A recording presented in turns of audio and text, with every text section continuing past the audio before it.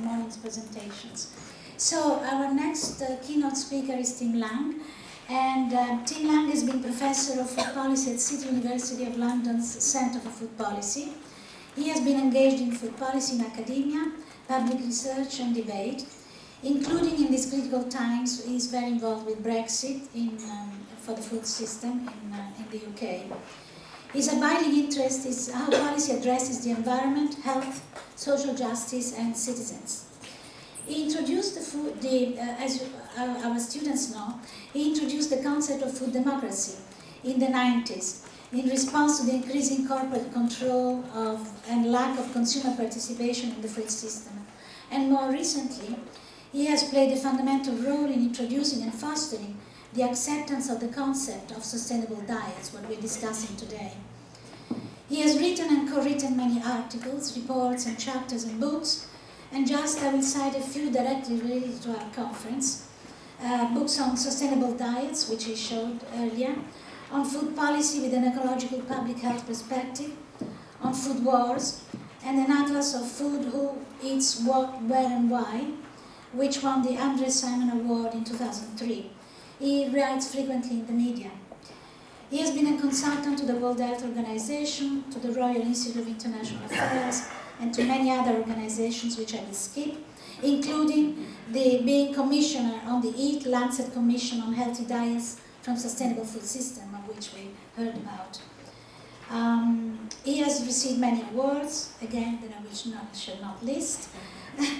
With all these engagements, he also manages to grow vegetables and fruits in the London garden and also to come to our conference. Thank you, Tim.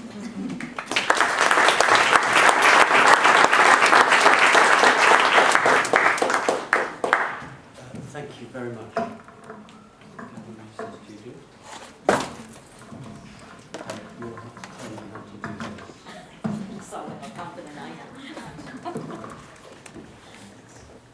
Can you hear me? Yeah.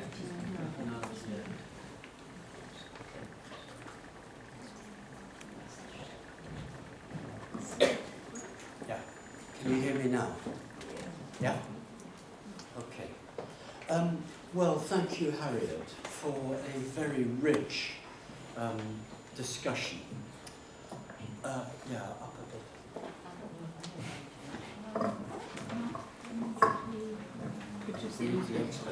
Oh, this one.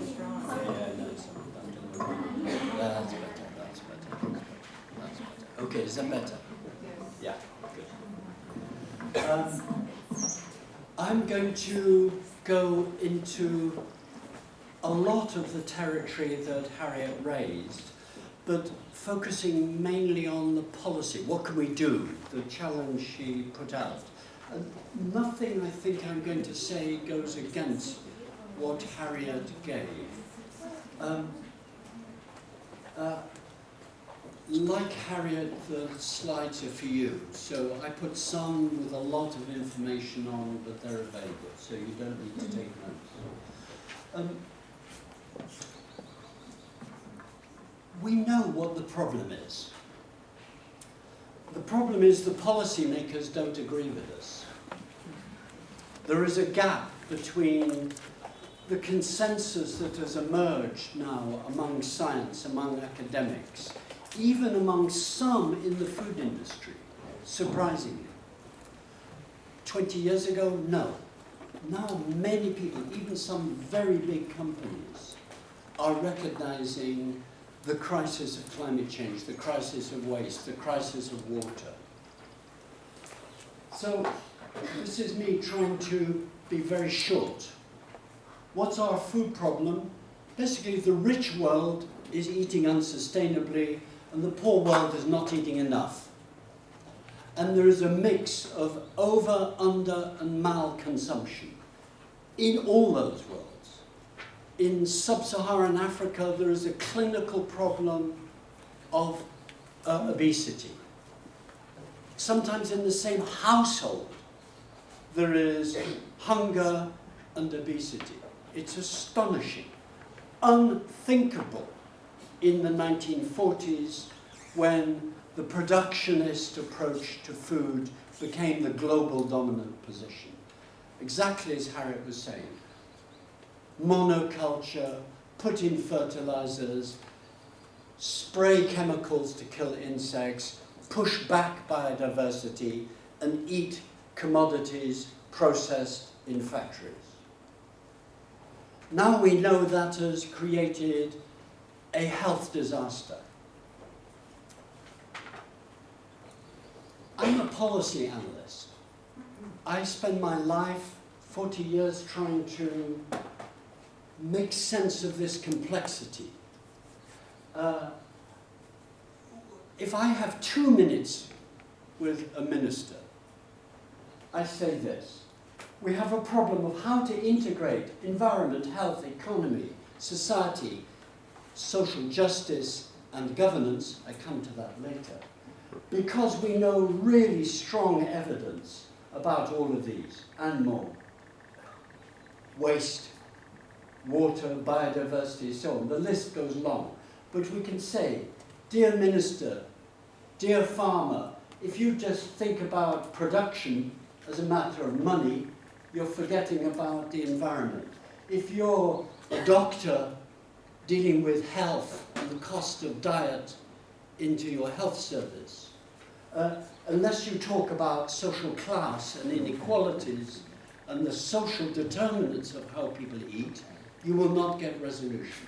So the problem is, as we say in policy, how do we join those up? We have many specialists working on this. I'm currently talking with an international consortium on phosphates.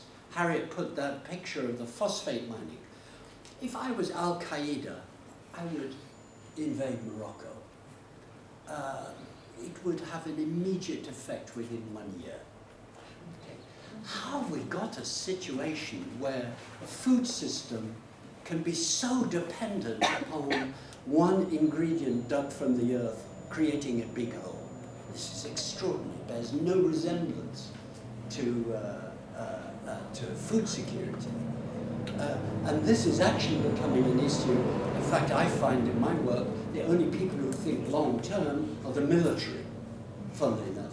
Of all the ministries in my country, the only one which has a 30-year horizon is the Ministry of Defense. I mean, I didn't believe this, but it is true. And I now read all the American, European, German, British military analyses, and they put what we talk about in them, because they know conflict is coming from those. So, I'm going to go very quickly. If you don't know it, you need to know the global burden of disease studies. How many people here know the global burden of disease studies? A few. Everyone should know this. You cannot be a food specialist and not follow the global burden of disease. It's a constantly updated Cochrane methodology, evidence-based approach to risk factors. We now know food is a hugely significant, indeed now it has overtaken tobacco as the major cause of global burden of disease. That's not just death, but long-term morbidity. So expensive, drugs needed to deal with what actually is a biological function, eating for health. And unsafe sex is not an issue of food, I don't think so, not normally, but nor is tobacco smoke, but the over-dietary risks on their own are the biggest factor.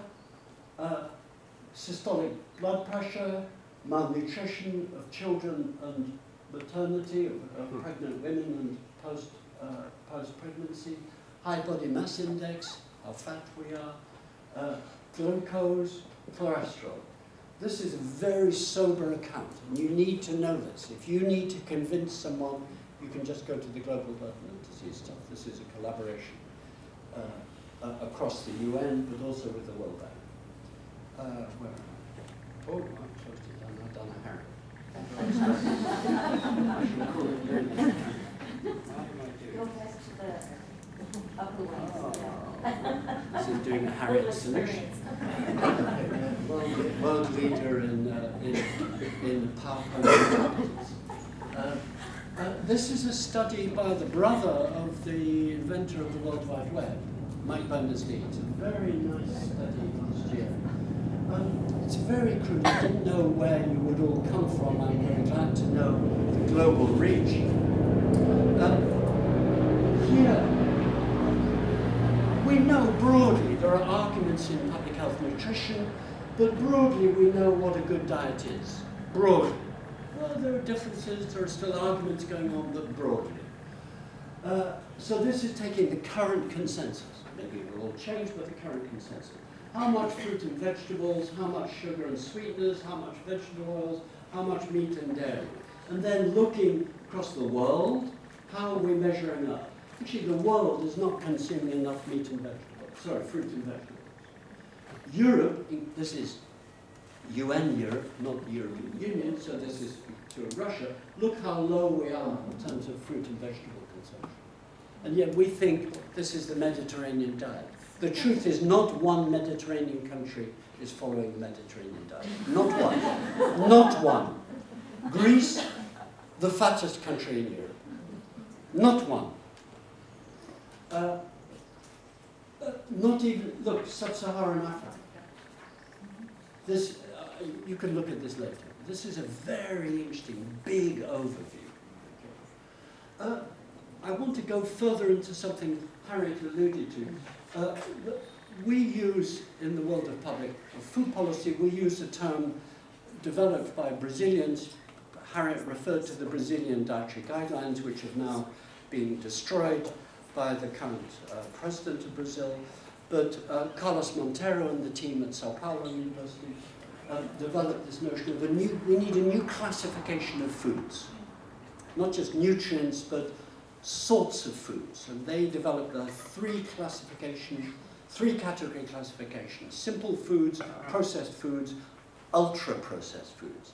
Ultra-processed foods they defined as foods which are totally unnecessary processing, but an opportunity to use commodities, as Harriet was talking about, but particularly to turn them into high-fat, salt, sugar, and low-fiber products. My country has the most ultra-processed food diet in Europe. 50% of the British diet is ultra-processed products. 50%. In Italy, you're just below. You're not good. So let's just be very clear. You should never come and be rude about your host, but I am now being very rude. Italy is a scandal. Okay? But look at it by world terms. The lower middle income, this is UN classification, lower middle income countries, upper middle income countries, so China is there, high income, basically Europe and the United States. Look at the amount of ultra-processed foods, in blue we're using, but look at the trends in the middle income. They're shooting up. We've got almost, in the rich world, to saturation. I have always said the problem is not saturated fats, but saturated markets. Actually, it's both. But look how even the rise is happening in the very lowest income countries to begin to eat ultra-processed foods. So these are the examples. This is big picture stuff. This is a very complicated one, but I put it up deliberately. This is again from Mike Berners-Lee in the big study. Looking at the flow of particular nutrients. So this is total food energy flows. What's grown is enormous, but what's actually consumed is here, and what's wasted is here. This is if we look at protein flows, this is if we look at vitamin flows, vitamin A, this is iron flows, this is zinc flows, and the paper is full of more of this. You see basically how the longer supply chain, the more there is loss of nutrients. So when Harriet was talking about cycles, one of the critical issues she was saying, I now think rightly, is a proximity principle. We now have so long supply chains that it is more money is made by everyone off the land than anyone who grows or fishes for the food. In my country, I give you the figures. In Britain, 220 billion pounds, euros now. The pound is so low because of Brexit, pound and euro are the same, and dollars. 220 billion pounds is spent by 67 million people. How much percentage do you think farmers get of that 220? Guess. Come on, class exercise. 10%. 10%. No, 4.5. So farmers get 4.5% of the money. And this is, if you like it, the extension. So actually in Europe, farming is kept afloat by subsidies. Farmers go bust unless they have the subsidies. One of the most interesting things about Brexit is the plan of the right-wing cult, who currently is the British government, democratically elected, is to end subsidies by 2027. Well, this is going to be very interesting. And the assessments that I see is that 50% of farmers will go bust. So then it'll be an opportunity for the United States to feed Britain. So this is very interesting. For me, this is fun. I want to retire. But actually, this is extraordinary. My nurse wife is there. She's looking very serious at me. She thinks, oh my God, he's over 70 and he's still working. Is he going to work till he's 80? Okay, we digress. The cost of this is enormous. Again, you can look at it. But this is the World Economic Forum. This is big business, okay? Doing calculations with Harvard of non-communicable diseases ahead. The 2010 to 30 NCD's estimates will cost the world $30 trillion. The bill of cheaper commodities is becoming huge in healthcare. Okay? So we have had the advantage of less money being spent on food, but we're paying more money to pay for the cost of dietary externalities. And the biggest impact ahead is for lower and middle income consumers. That's what we see from the trends. Harriet and Maria Grazia Quieti referred to the Lancet. I spent 3.5 years. I was the policy lead on the Lancet. As a very privileged and very interesting thing. And we were basically asked by the Lancet, the medical journal, which has commissions, and it takes 12, 15 people, puts them in a room and says, 2 years, come up with the answer of this. Well, we were 18 people, became 37 people, because it's the biggest modelling exercise ever done on this. Could we answer this very simple question? Can we feed 9 billion people healthily without destroying the environment by 2050? And I tell you, I thought the answer would be no. The answer was yes, but only if there's a dramatic shift in diet. Dramatic. For the rich world. For the poor world, an improvement of diet. Okay? A lot of the reaction from some critics of the Lancet forgot that actually we were talking in policy terms what is called contract and converge. Here we are. Now, here we are. Our data is up to 2018. We modelled what if we bring down CO2, what if we deal with the ocean sink. Every country, your country, Greece, Britain, my country, the United States, says eat fish. From where? From where? The Lancet Commission, let me tell you, the Lancet, we did not answer that question, but we put in the policy recommendation, this is one of the most difficult things we have to resolve. And almost certainly has to go the way Harriet was talking, aquaculture. Because the sea is basically so important to world's ecosystems, the climate. If we continue to destroy it, basically there is 4% climate change increase. So the picture is very simple, it's contract to converge. Meat becomes a critical issue in this picture. I have to be very clear. Yeah, Maria Grazia did not say in my introduction, for which thank you, I was a farmer for 7 years. Okay? I have killed every single animal and eaten them. Okay? Let me just be very clear. I now don't eat meat. I don't think it's essential to stop eating meat. But to eat at the amount that America eats or Britain eats is impossible if it's global. Okay? And we see this already in this astonishing growth in China, but in China currently meat consumption is about 30% of US consumption.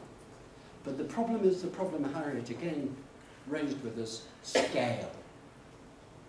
Scale. If Colin Sage eats meat 15 times a day, it doesn't really matter. But if the whole of Europe of 550 million people, well, after Brexit it will be 485 million people, but still the biggest market in the world, if they all eat meat 15 times a week, then there is a huge demand because of how we run the animals. We've got to get the animals back into their ecological niche, which is what Harriet said. Here is a brilliant study by Joseph Paul and Nemetschek at Oxford and in Geneva. But essentially, I put it very simply here. Food accounts for 26% of global greenhouse gas emissions. Animals account for 58% of that 26%, and beef and lamb alone account for half of the animal products. So beef and animals, they account for 7% of the greenhouse gas emissions. We cannot avoid these sort of data. They come up from study after study after study. So we have to rethink how we use animals. And sorry, that one over there, if you want to look at it, this is a staggering study by Ripple and colleagues. A lot of this is in my book here, which is a very, very boring book, by the way. So it's very good. It's cheaper than drugs because you fall asleep. The paintings are by my wife. They're all watercolor. Very beautiful. Anyway, again, you don't need me to say this, but the problem is diversity. I would say one of the critical issues for future sustainable diets is how to eat sustainably. It has to be eating biodiversity. And we don't have rules, actually. Michael Pollan didn't give us any rules. We do. We think now colour and range of foods is essential. You can look at these figures. I want to say water. Water is a critical issue, water stress. Even in my country, we're growing water stress in the southeast of England. And what are we doing? Putting more houses over prime land. Exactly what Harriet said. But when you look at the water stress, and then start looking at embedded water, one of the things that I would like, and we in our book said, we need to rebuild food culture around understanding the concept of embedded water or virtual water. Here's a famous study, Chappegem and Hoekstra, Arjen Hoekstra at the University of Twente in the Netherlands. They have now done for UNESCO 30,000 food products and doing the embedded water calculations. It's the most staggering database. And here is one that it's a very simple graphic, so I use it. One 150-gram burger has actually used 2,400 litres of water. I had a lovely cup of coffee this morning. It's actually 200 litres of water before I drink it. It's staggering. And here in Europe, I was a child in India, so I like rice. Okay? Look at the embedded water that we're bringing into the European Union in rice. This is not rice from the River Po. This is rice from areas of the world which are water stressed. We are water imperialists. Did you get that? This is very, very important. Here they are, my childhood home country, India. Look at this. We're taking water from India. Look at these. Here is my country. We tell people to eat more fruit and vegetables. We're in a wet country getting drier. And what we're doing is in fruit and vegetables, this is from my new book, which is about Britain next year, calculations I have done. Britain imports 13.5 billion kilos of fresh fruit and vegetables. That's 560 million cubic meters of water being imported into, in world terms, a water-rich country. How do we put that on a label? We can't. It has to be built into the system, created somehow, so that it is hard not to do the right thing. That's the policy difficulty of politicians. Okay. What it means intellectually is we are now developing in the 21st century a multi-criteria approach to food. It's no longer good enough to just say tonnage. We have to think water. We have to think class inequalities. We have to think a much more complicated framework of understanding. We've got to go back to some very old arguments about land. In Brazil, look at the amount of land they have. Oh, this is the Amazon. This is the trees. Look at India. Look how little land per person India has. This is hectares per capita. India, hardly any trees, a lot of cropland, and a little bit of other land. Here in Europe, here are we. Okay? Look at the USA here. We actually have to rethink land use. That's one of the implications of Eat Lancet. Rethinking land use. What is a good diet by land use? I don't want to talk about soil, but I could. Harriet has. In Europe, we already have very interesting EU soil map emerging and beginning to see some problems. By sort of Indian categories or Sub-Saharan Africa, we're not down here in the danger zone, but we've got pockets, and here you are in Italy. Wow, you have problems. And here, southeast Spain, where Theo and Maria were, certainly in Britain, there are trucks that go over there under the tunnel into here, give us fruit and vegetables. Moroccan exploited labour coming in here, working in plastic greenhouses, spraying pesticides on everything, and then the tomatoes go here. Okay, this is a very complicated food system.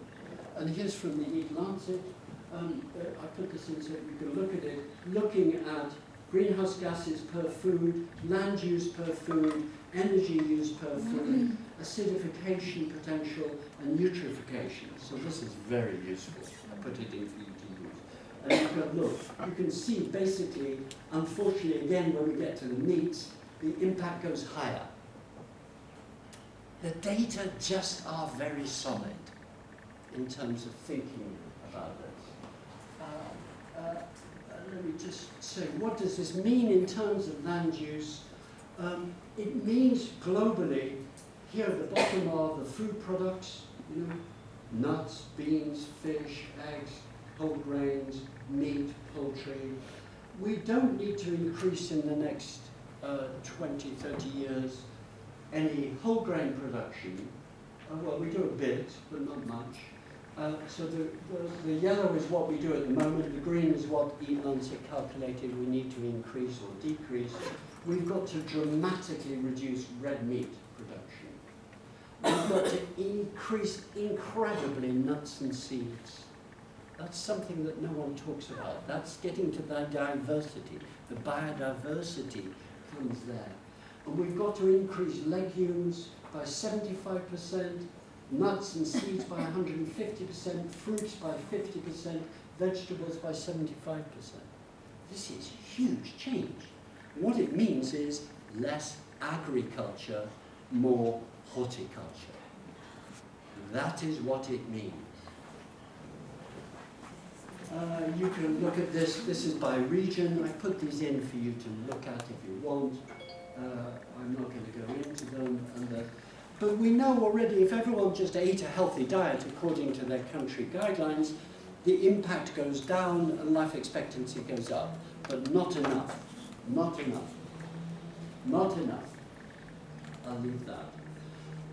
I'm not going to go into this because I think you will talk about this. Who is actually in control of the situation? We got into a very dangerous position in world terms. The answer is we have a weak state. The state that we vote for is not dealing with the problem.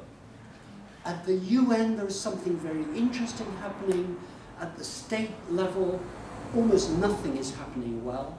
At the city level, interesting things are happening worldwide. At the community level, in some places. That's it. In one sentence, I've told you what 15 years of certainly mine and colleagues' work concludes. We haven't got government because basically for 40 years the world's been dominated by neoliberalism. We have to rethink what we want governments to do. We're going to have to tackle consumerism. We're going to have to consider concentrated markets. In Europe, 3,000 food manufacturers produce half the food of Europe. There are 297,000 small firms. So it's a highly concentrated market in every market when we look at food manufacturing, retailing, catering, and indeed now in farming. Land ownership has become very concentrated.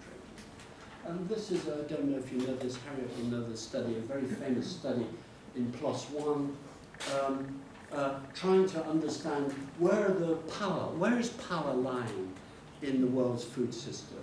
And it's basically us. It's us. So what are our options? I want to end with this. I think we have different levers for change. I think we've got to have a very serious discussion about, do we use food system power? Do we ask Coca-Cola to do the right thing? Coca-Cola's job is to sell sugar. I want Coca-Cola to go bust, personally, but it's not a very popular position. Coca-Cola, is Coca-Cola in the room? Coca-Cola, I don't mind if it is, I've said this for 10 years. In the Sustainable Diet Corp, I put the figures. Coca-Cola's marketing budget is $4.5 billion a year. Anyone tell me what the World Health Organization's budget is for the whole of health for the world? Is 4.1 billion for 2 years. So in other words, Coca-Cola, one company's marketing budget to sell sugary water is twice the entire UN Health Agency's budget for everything. That's just one company. This is very unequal. I quickly run through options. I think option one is, do we just inform consumers, educate them? I think it's very difficult. You can read what I put. Because we have a love affair with choice. We think of choice as an on-off switch, yes or no. I buy this product or I don't. Actually, choice is a spectrum from total lack of choice in a prison, what Goffman called total institutions, you have very little choice, or total choice. Rock stars have total choice, okay? But not entirely, actually. Even Bill Gates does not have total choice. But the difference is enormous. And the key argument going on about choice is whether we use choice editing. Do we shape choice before consumers get to choose? A lot of big money in the food industry is going into that. I think the politics of that need to be thought through very carefully. Option two is, do we try and encourage Italy to eat a traditional Italian diet? The Greeks need to stop eating rubbish and start eating a Mediterranean diet. And this is what I call appealing to cultural legacy. And here, my friend Antonio Tricopoulou, here's the nutrition guide for Greece, which says, it's the only one in Europe, says eat 9 portions of fruit and vegetables a day, of which 1 should be wild herbs. You know why the wild herbs? Because those are rich in omega-3 fatty acids. Is Greece following the guideline? No, it's not. But that's an argument. That's option 2. It's not happening. Do we do what Norway has done, and the Finns, the new Nordic diet? Do we modernize? Chefs, I think, are being a very interesting change agent at the moment. The new Nordic diet, if you don't follow it, is utterly fantastic. And the Eat Lancet, we have helped a young group of chefs, now called the Chefs Manifesto, which is fantastic if you don't follow it. You should get the Maria Grazia Quieti. They're amazing. Option 4, leave it to industry. Let's just leave it to industry. I think this is risky, even though some industry is very worried. But do we leave it to markets, the dynamics of consumers in the industry? I love this cartoon here. We have a big plastic problem. So here's a plastic company saying, let's change the name plastic. Keep making it, but just call it something else. Okay? Exactly. I don't think this is a particularly good idea. Do we go high-tech? This is big money, software money. California's software money has gone into this in a very big way. Meat alternatives. Here's the first meat burger. You know, this is going on. Robots. We don't need people working the land. A robot will do it for you. You get rid of the worker. Okay? Locusts.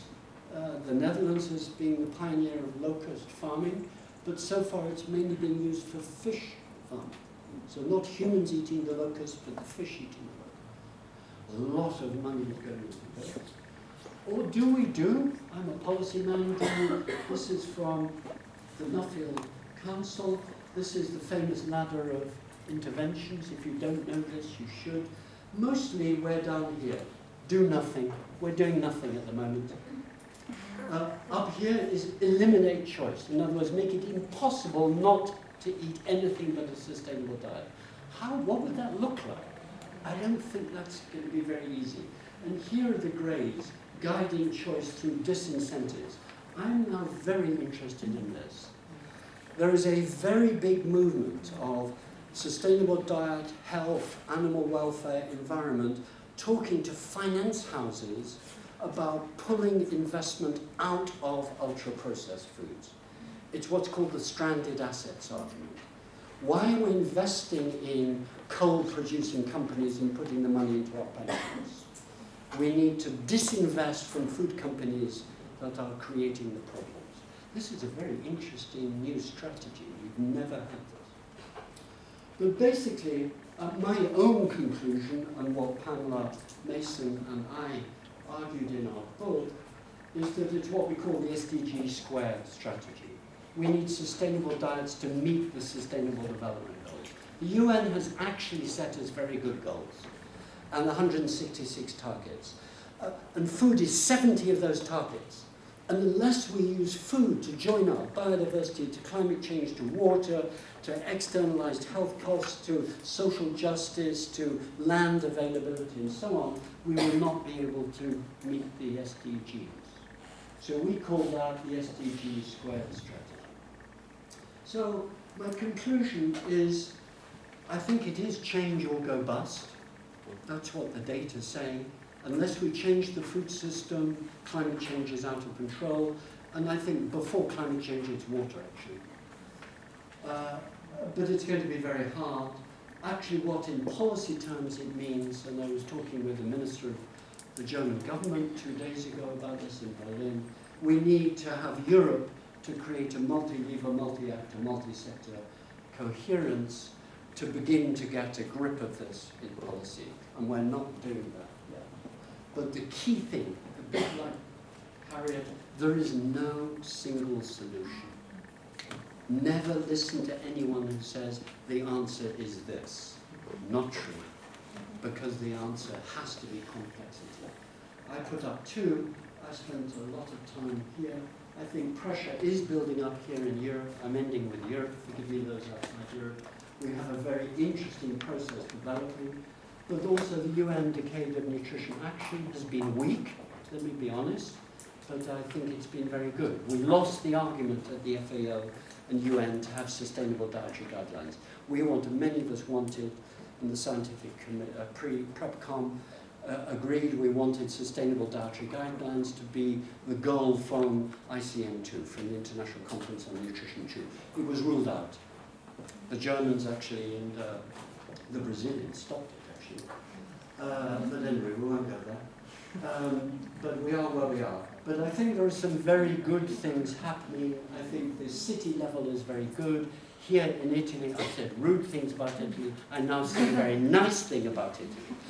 One of the biggest pleasures of my life was to be in Milano, to help launch the Milan Urban Food Policy Pact in a beautiful building, the British bombed in 1944. So, you know, the British.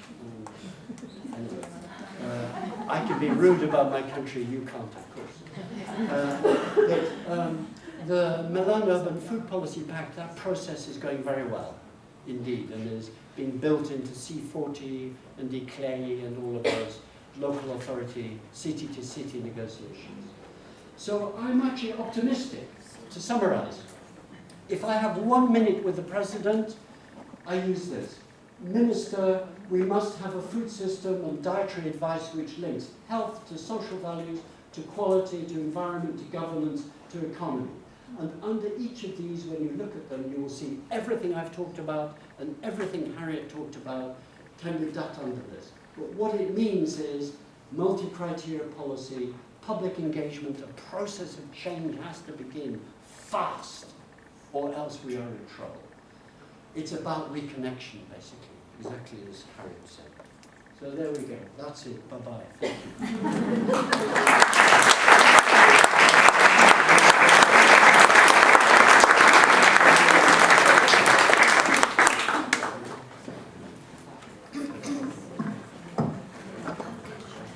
Thank you, Tim. Are there any questions? Can we take 2 questions?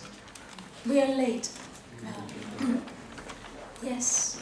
Hi, this is for you, Tim. So a wonderful talk, and I apologise for this question, but how does sustainable diets mesh into sustainable biofuel production? Well, it's a land use issue. Come on, Harry, you join in. It's a land use issue primarily. I think, I don't know, I know Harry very well, but I don't know if I've ever discussed this with you. I'm actually against biofuel, although I understand the logic of them. I can see a point of biofuels from waste. What I'm nervous about, I shouldn't say I'm against, I'm very nervous about land, good food-growing land being used to grow crops to basically keep unsustainable lifestyles going.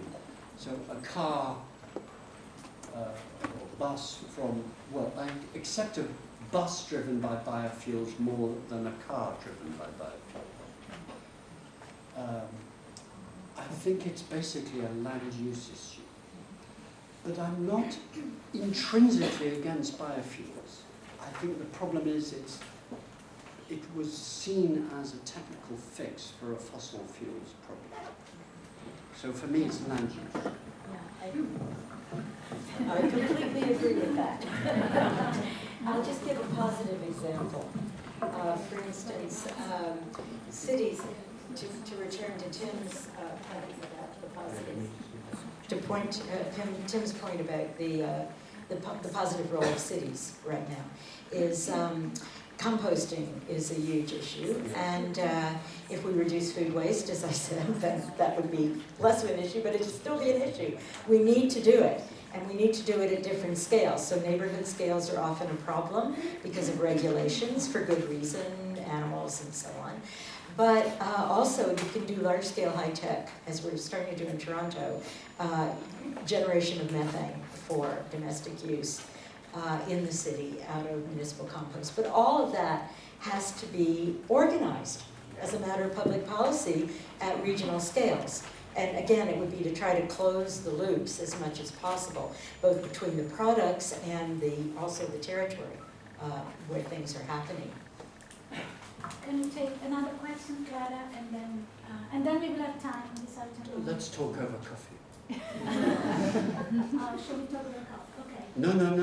One question, yes. No, I was just saying to the man who asked.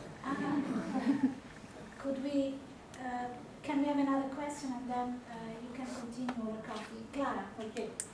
Yeah, thank you very much for your presentations. I enjoyed them very much. I come from a very strange country because I come from Argentina, which is the 3rd world producer of soybeans for the global meat complex.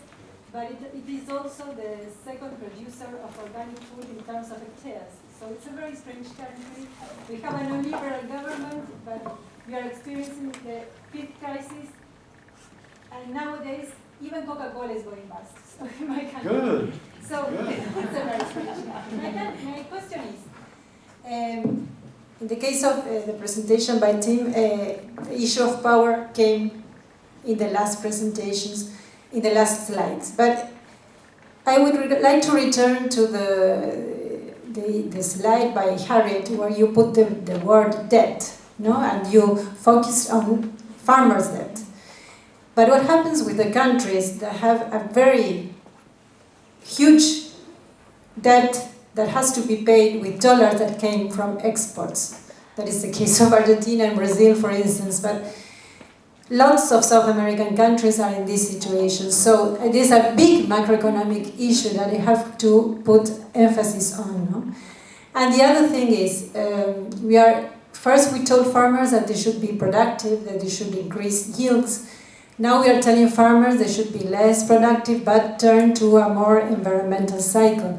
But this kind of transition would need perhaps more people working in agriculture and reverting the exodus from cities to the country.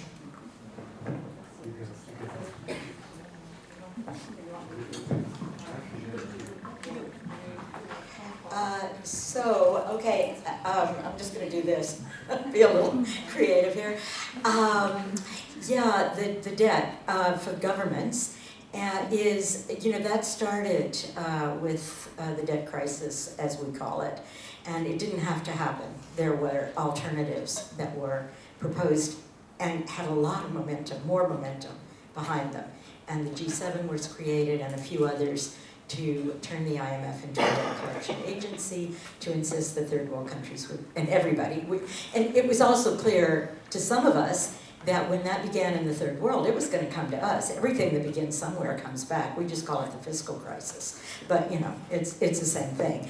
And in the 1930s, a lot of governments just defaulted. And Mexico started that in 1982. And it could have gone that way. Governments have the power. It didn't. And so there was a huge choice made, and this is a big historical moment when the powers decided, called the Paris Club and the London Club, the private debtors and the government debtors decided we're going to collect the debt because the banks, the phrase too big to fail hadn't been invented yet, but the process of thought was beginning there. Things don't get named until they already exist for a while, right? And so we've gone very, very far down that road. And there's gonna have to be an adjustment, and the fact, and how big it is depends on how soon we fix it, So there is no solution to debt except to just stop it. Now, what was the second question on? Transition, going back to the country. Going back to, oh, absolutely. Yeah, I'll just tell you a little story because I think stories help eliminate these things. I once met a woman from India who had studied at Iowa State, I think, one of the big American colleges. And she looked very traditional in her sari and all, but she had gone back to India. This would be 10 years ago. She'd gone back to India and was working in a biotech firm, and they were working on BT brinjal. Now, some of you will know that BT brinjal became a huge issue in India and was not allowed because, but she was working on it then, and I just said, well, why would you put this insecticide into the eggplant? And she said, oh, just to solve the pest problem. And I said, well, are there other ways to solve the pest problem? She said, oh, of course, you can use pepper spray, you can use garlic spray, I can't remember. She went through a long list, because she's from India. I don't know if they could have done it at Iowa State. She went through the long list, and I said, well, so why would you want to put it in the plant? By the way, I'm not against biotech for some things, but like, why are you doing it? She said, oh, it takes so much labor. I said, oh, is there a labor shortage in India? Since then, the Indian government has put in modest, extremely modest subsidies to try to keep people in the countryside out of the season, right? Like the income subsidies. Now, what are we doing? At the same time, we have young farmers in Ontario, and as far as I know in other parts of the world, I'm sure in Argentina, who can't get land because we've inherited a system of land use, including rules that were designed originally to protect farmland, which now prevent the breaking up of farms or the use of communal farms, which is what young people often want to do. We just can't put those two things together. It's a little effort, to help connect